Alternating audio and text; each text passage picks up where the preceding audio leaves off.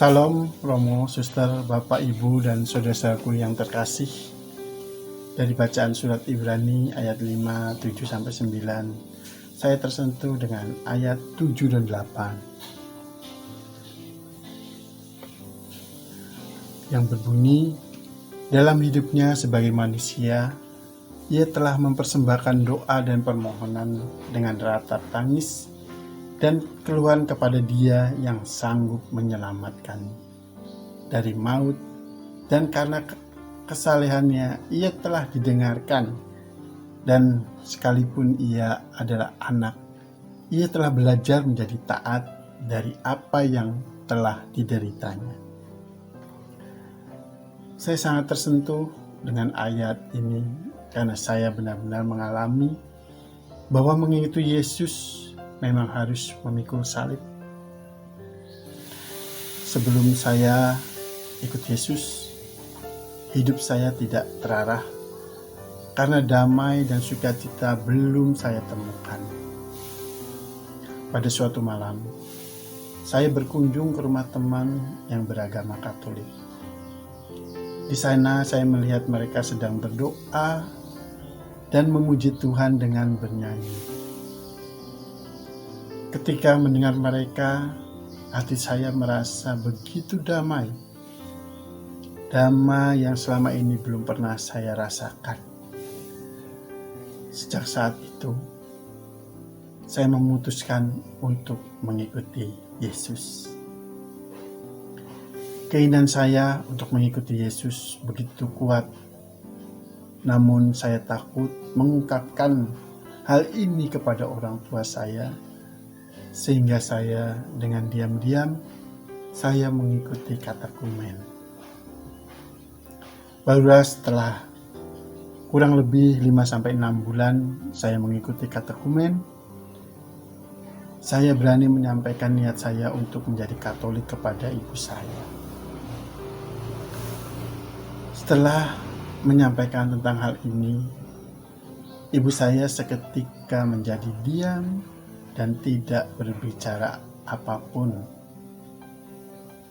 karena mungkin kaget dengan apa yang saya katakan. Setelah peristiwa itu, kakak dan adik saya mengetahui niat saya untuk mengikuti Yesus. Karena niatan ini saya dibenci oleh kakak dan adik saya, sampai mereka mengatakan, lebih baik kehilangan satu adik daripada mengikuti Yesus. Mereka juga mengatakan, kalau saya mengikuti Yesus, saya tidak bisa mendoakan orang tua saya jika dia meninggal.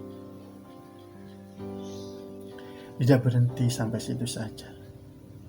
Kakak tertua saya mengusir saya pergi dari rumah.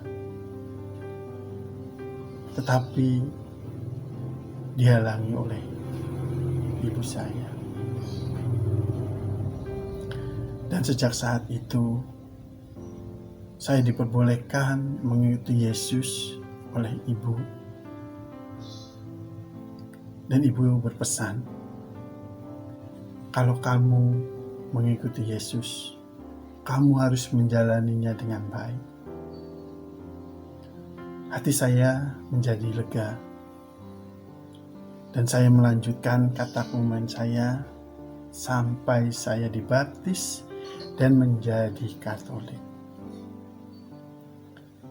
Setelah itu saya semakin sering berdoa, bergabung dengan berbagai komunitas, aktif dalam pelayanan di persekutuan doa, dan bersyukur bisa sampai menjadi prodiakon sampai saat ini. Keputusan saya untuk aktif berbagai kegiatan pelayanan dan menggereja karena saya ingin semakin banyak orang bisa merasakan damai yang telah saya terima ketika saya pertama kali menyapa saya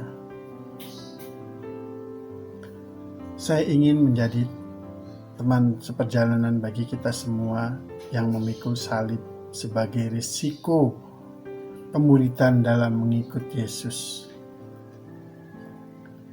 Semoga kita semua bisa semakin taat dan semangat dalam memikul salib hidup kita, sama seperti Kristus yang telah belajar menjadi taat dari apa yang telah dideritanya.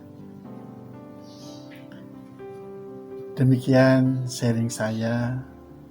Semoga bisa menguatkan kita semua yang mendengarkan dan yang mengikuti Yesus.